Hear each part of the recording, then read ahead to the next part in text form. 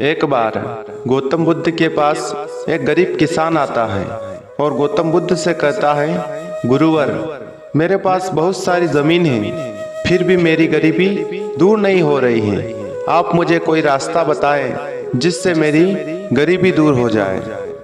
गौतम बुद्ध ने कहा, जमीन के अलावा और क्या क्या है तुम्हारे पास?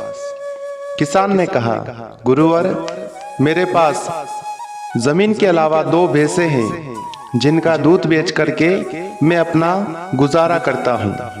बुद्ध ने कहा, अच्छा ठीक है, हम तुम्हारी समस्या के बारे में सोचेंगे, अभी तुम जाओ। इस तरह किसान से कहा। किसान वहां से चला जाता है। बुद्ध ने अपने एक शिष्य को कहा कि आज रात तुम इस किसान के घर जाना और उन दोनों भैंसों को चुरा लेना।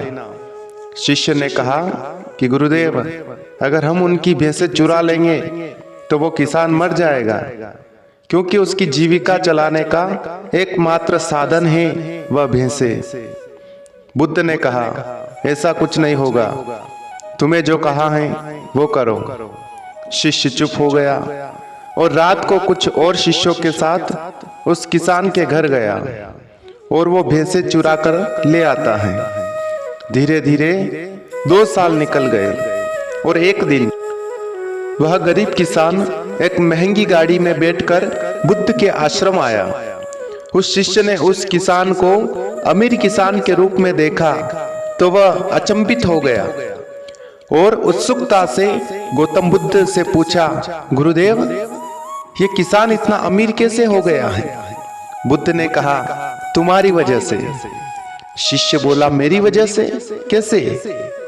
बुद्ध बोले, तुमने इस किसान की भैंसें चुरा ली तो इसका जीवन चलाने का साधन ही खत्म हो गया और ना चाहते हुए भी इसे अपनी जमीन में मेहनत करनी पड़ी और मेहनत की वजह से उस जमीन में बहुत सारा अन्न पका और उसी अन्न की वजह से इस किसान की गरीबी दूर हो गई।